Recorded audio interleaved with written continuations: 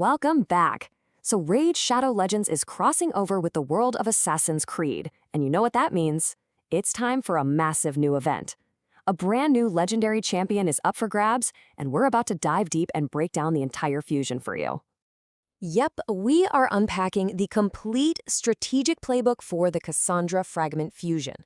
We're going to cover the schedule, the resources you'll need, and most importantly, the critical decisions you have to make if you want to add this incredible warrior to your roster. So, let's frame this as a mission. For the next 2 weeks, this is your entire focus. And the prize? Kassandra, an incredibly powerful new legendary champion. But, like any great prize, she won't be easy to get. It's going to take some serious planning, a lot of resources, and a bit of smart strategy. Now look, maybe going for the full legendary feels a bit out of reach right now. That's okay. It's still worth paying attention. Because the epic champion you'll be building along the way, Galapos the Recluse, is a fantastic consolation prize. Especially for a faction like the Lizardmen, which can be super tough to progress in, a solid reviver like him is an absolute game changer. And believe me, Galapo is a genuinely useful champ. He's got a strong single-target revive, an area-wide heal, and his A1 attack hits everyone, which is just perfect for a stun set. If you don't have a top-tier Lizardman reviver like Python, Galapo can absolutely be the champion that helps you finally clear that faction script. He is a very, very solid epic. So how does a fragment fusion actually work? For anyone who's new to these big events, it's basically a multi-step process that plays out over about 2 weeks. Let's break it down. The process is pretty simple in theory. You'll compete in a whole series of overlapping events and tournaments. Each one rewards you with fragments for the epic champion, Galapo. Once you have enough fragments to summon 4, that's right, 4 copies of him, you fuse those 4 epics together to get the grand prize, Kassandra. Okay, the magic number you need to burn into your brain is 400. You need to collect 100 fragments for each of the 4 epics, giving you that grand total of 400. Now, there are actually 450 fragments available in total, which gives you a nice little 50 fragment buffer.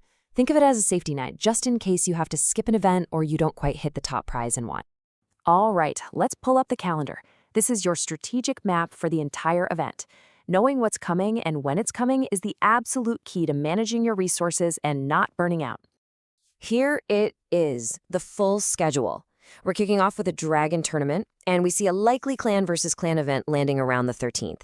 And then, things get interesting. We have 2 summon rush events, and that second one on January 20th looks, well, suspicious. It's very unusual. We'll definitely come back to that. The whole thing wraps up on the 24th. The summoning events, this is often where people hit a wall. The champion chase, starting on the 9th, will probably line up with a 2x Ancient Shard event, which is fantastic news.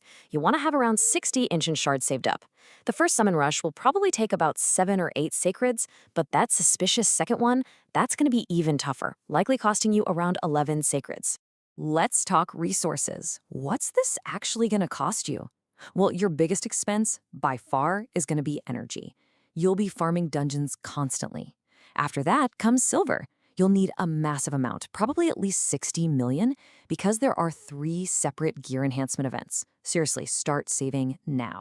Okay, the key to doing this without going crazy is to double dip wherever you possibly can. You farm the dragon tournament while that first Gear Hunters event is active. You grind the spider dungeon for points during CVC, and you save your Fire Knight runs for when the final Gear Hunters event is live. Every little bit of overlap saves you precious, precious energy. And that brings us to the most important strategic decision you're going to have to make during this entire event. It all comes down to that weird second summon rush.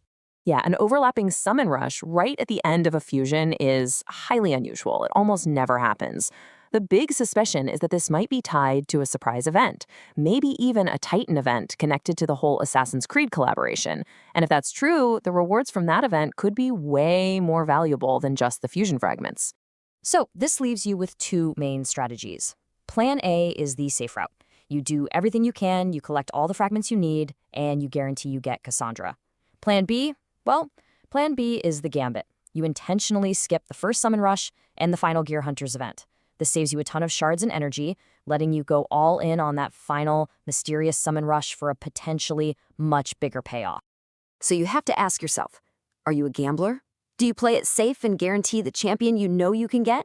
Or do you take that calculated risk for a shot at even greater rewards? There is no right answer here, but you do need to make a choice and commit to it. All right, let's talk about the home stretch. We need to cover the final critical steps. You've done all the work. You spent the resources. Now it's time to make sure all of that hard work actually pays off. Okay, pro tip time, listen up, because this is a huge one for efficiency. Once you have enough fragments for your first 3 copies of Galapo, don't level them up right away. Just wait. Wait for that final champion training tournament to start.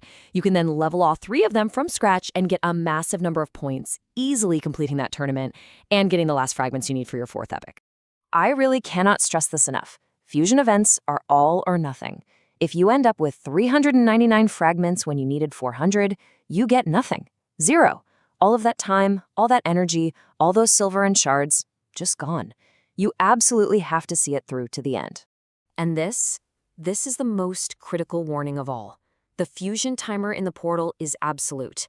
If that thing expires, the option to fuse Kassandra is gone forever. I don't care if you have all 4 epics leveled, ascended, and ready to go. If you miss that timer by 1 second, it's over. No second chances. So there you have it, the complete battle plan. The path is clear, but let's be honest, the cost is high. Now the only question left is the one you have to answer for yourself. Is this champion worth the mission? Good luck.